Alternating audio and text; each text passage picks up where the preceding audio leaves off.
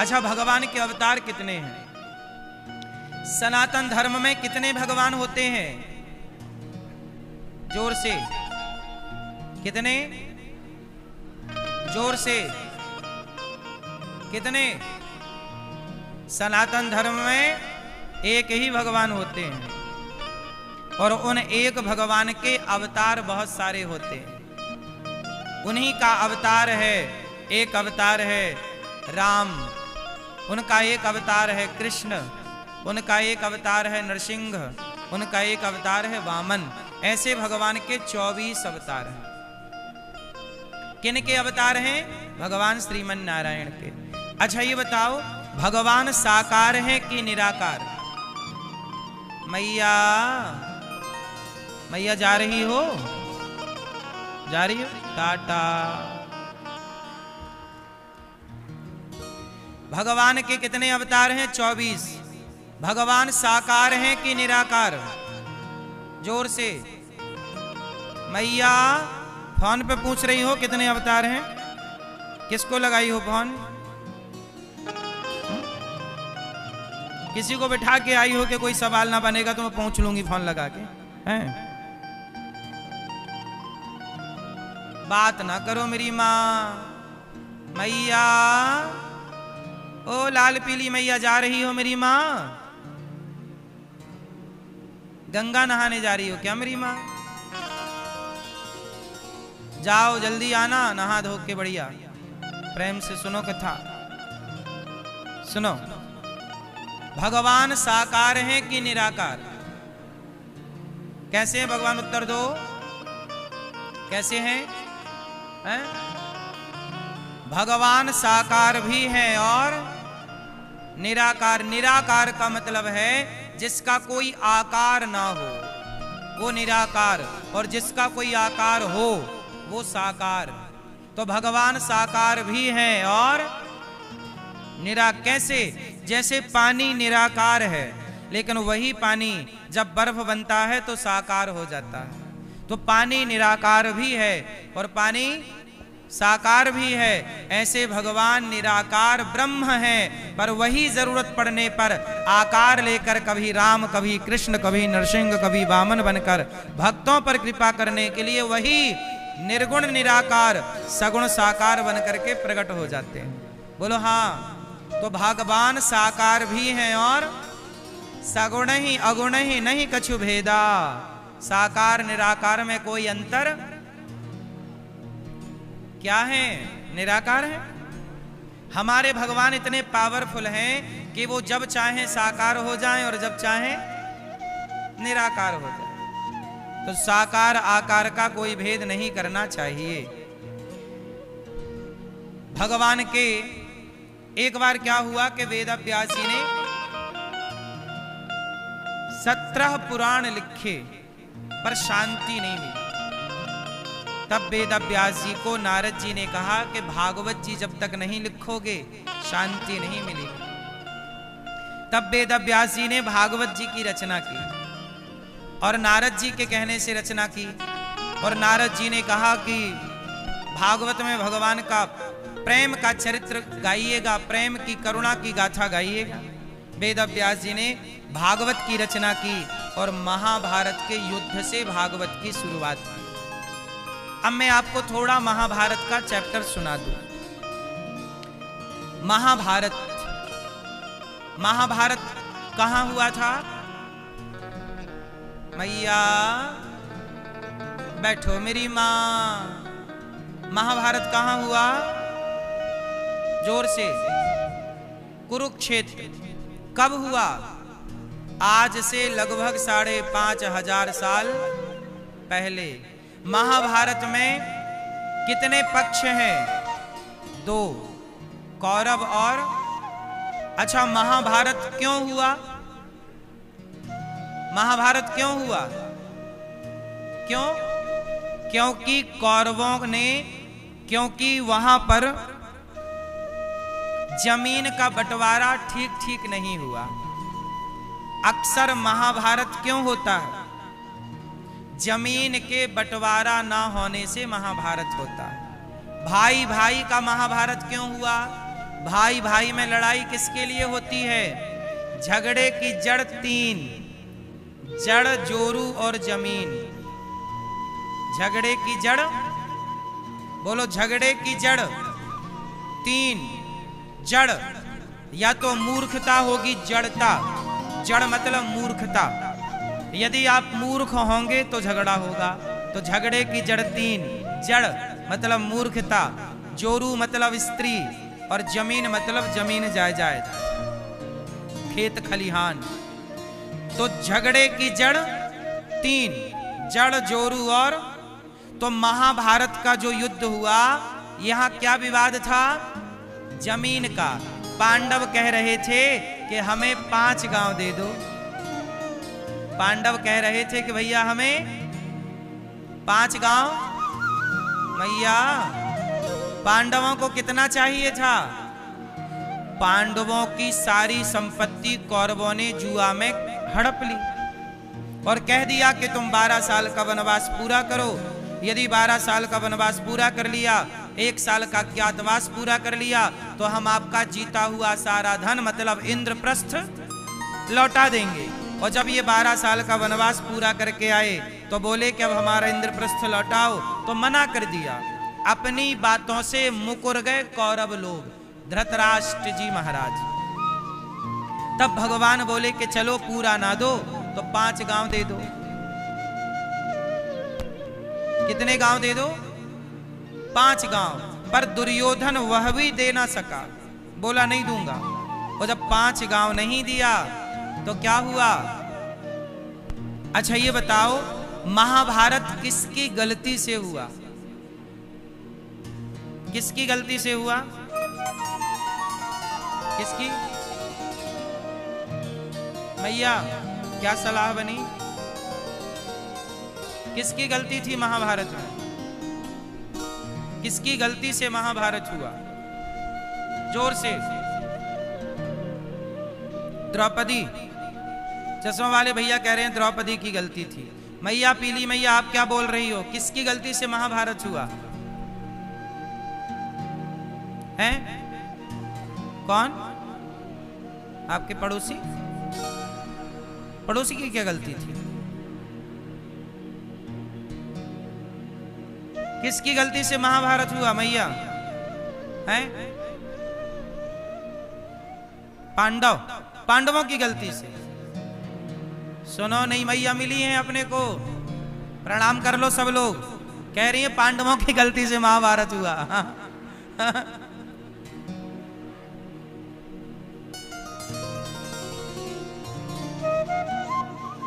लोग कहते हैं कि द्रौपदी की गलती से। क्या गलती थी द्रौपदी की भैया?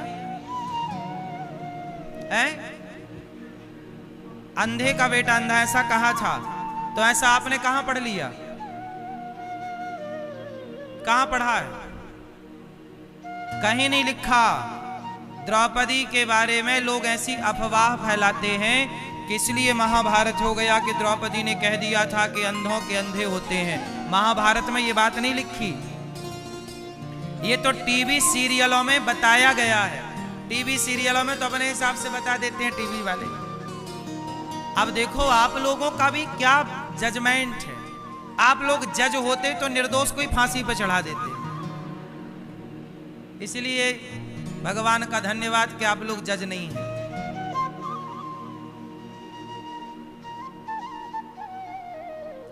सोचो महाभारत में गलती किसकी है? आज तक आप ये नहीं समझ पाए। महाभारत में पहली गलती है धृतराष्ट्र की। आपको पांडवों की गलती दिख गई? क्या गलती थी बताओ? धृतराष्ट्र की गलती नहीं नजर आई।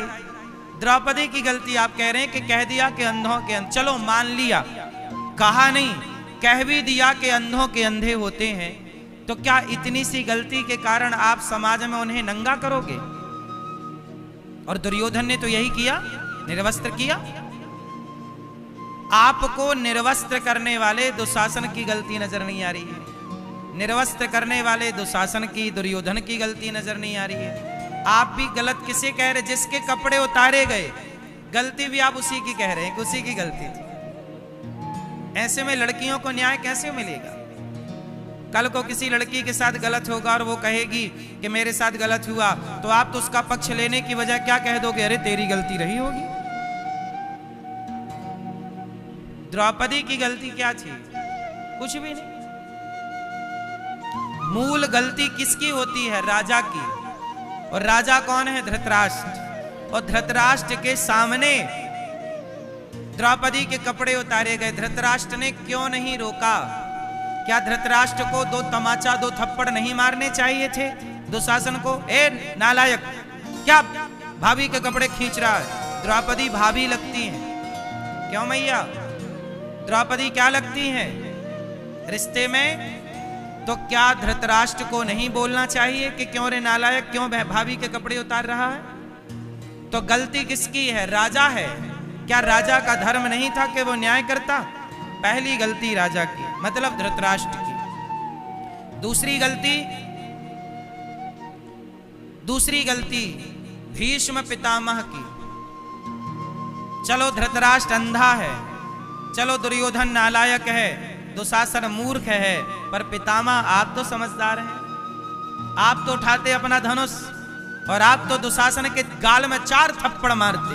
ए नालायक, तू नारी का अपमान कर रहा है, कपड़े उतार रहा। चल, यदि 2 तमाचा दिया होता ना सभा में दुशासन के गालों में, तो ये महाभारत पितामह की चुप्पी के कारण महाभारत हुआ। इसलिए कहता हूं, राजा अंधा ना हो और घर के बड़े बुजुर्ग चुपचाप बैठे तमाशा ना देखें। कुछ तो बोला करो जहां गलत हो रहा है। पितामह की तरह चुप्पी ना हो। महाभारत की तीसरी गलती किसकी है? तीसरी गलती है कर्ण की। किसकी गलती है? किसकी? कर्ण। कर्ण कौन है? कर्ण दुर्योधन का मित्र है। बताओ कर्ण की गलती है या नहीं? क्या गलती है? चलो ये बताओ, क्या है? कर्ण की गलती ये है कि कर्ण को पता था कि दुर्योधन गलत कर रहा है। क्या कर्ण को नहीं पता कि किसी नारी के कपड़े उतारना सभा में गलत है? कर्ण इतना तो जानते थे कि ये जो हो रहा है ये गलत है। तो जब गलत हो रहा था तो कर्ण ने अपने मित्र को गलत करने से रोका क्यों नहीं? मित्र किसे कहते हैं? अच्छा, मित्र का साथ देना धर्म है कि अधर्म है? जोर से। तो फिर मित्र बलात्कार करेगा तो उसका साथ दोगे? क्योंकि मित्र का साथ देना धर्म है। बोलो। मित्र दारू पिएगा तो साथ दोगे? क्योंकि मित्र का साथ देना धर्म है। बोलो। इसका मतलब है मित्र का साथ दीजिए, पर साथ वही दीजिए जहां आपका मित्र सही है। सही में साथ दीजिए, गलत में साथ। गलत है आपका दोस्त तो उसे समझाओ कि यार ये गलत है। बोलो हाँ। अब कर्ण को पता था कि दुर्योधन गलत कर रहा है, तो कर्ण ने दुर्योधन को समझाया क्यों नहीं? समझाने की जगह कर्ण ने दुर्योधन का साथ दिया कि उतार दो कपड़े, और कपड़े उतार दो, इसके तो 5 पति हैं, छठा मुझे बना लो, जैसे तेरे 5 वैसे ही 6। कर्ण ने ये सब कहा। क्या ये धर्म था? इसका मतलब ये हुआ मेरी मां कि मित्र ऐसा ना हो जैसा मित्र कर्ण है। मित्र कैसा होना चाहिए? यदि मैं शराब पीने लग जाऊं तो मेरा मित्र आके रोके कि भाई ये गलत है, भाई ये गलत है। मित्र का मतलब ये नहीं कि मैं शराब पीऊं तो वो मेरे लिए 4 बोतल लेके आ जाए, यार ये ले। इसका मतलब वो मेरा दोस्त नहीं है, वो मेरा दुश्मन है। जो गलत से रोके वो मित्र होता है, जो गलत कराए वो काहे का मित्र? क्यों जी, आप लोग बताओ, मित्र कौन है? जो गलत करने से रोके या गलत में साथ दे? उत्तर दो भैया। कौन है मित्र? पीछे वाली मैया। मैया, ओ मेरी मां, बैठ जाओ मैया। मित्र किसे कहते हैं? मैया कर्ण की गलती है कि कर्ण ने अपने मित्र को गलत काम करने से नहीं रोका। तो महाभारत किसकी गलती से हुआ? धृतराष्ट्र, दुर्योधन, दुशासन, कर्ण, पितामह भीष्म, इतने लोग आपको गलत नजर नहीं आए? गलत कौन आया? द्रौपदी।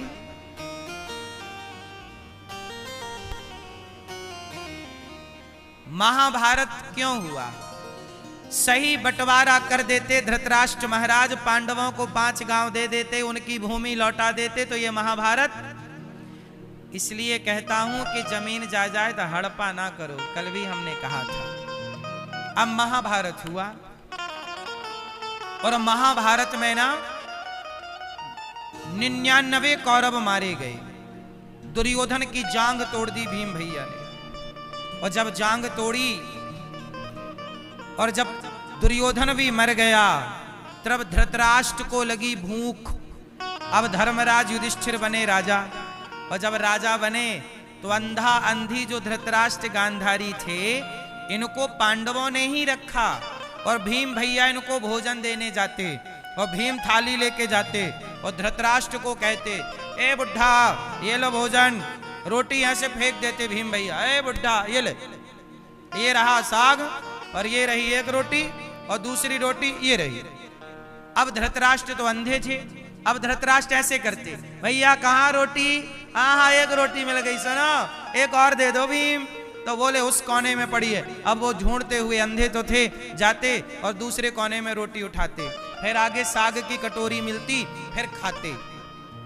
कुत्तों की तरह रोटी देते भीम भैया धृतराष्ट्र को। अब आप लोगों से मेरा सवाल है कि भीम भैया धृतराष्ट्र के साथ सही कर रहे हैं कि गलत? जोर से, जोर से, जोर से, हैं? बहुत दया आ रही है क्यों धृतराष्ट्र पर? बस मेरी मां, ये धृतराष्ट्र महाराज दया के लायक, ये इसी लायक है। क्यों? दया सब पर नहीं करनी चाहिए, दया जरूर करनी चाहिए, पर वो ये धृतराष्ट्र वही धृतराष्ट्र हैं जिन्होंने पांडवों को जिंदा जलाने के लिए लाक्षागृह बनवाया था, और जिंदा जलाने के लिए आग लगवा दी थी उस लाक्षागृह में, और पांडवों को जिंदा जलाने का षड्यंत्र रचा था। ये वही धृतराष्ट्र हैं जिनके सामने इनकी बहू की, पांडवों की पत्नी की लाज लुटती रही और ये एक शब्द ना बोले। क्या ये न्याय था? भगवान कृष्ण आए, कहा पांडवों को 5 गांव दे दो, भगवान की बात ना मानी ये धृतराष्ट्र महाराज ने, और अब ये उम्मीद करते हैं कि तुम हमें रोटी सम्मान से दो। जब तुमने कभी सम्मान दिया ना हो तो सम्मान पाओगे कैसे साहब?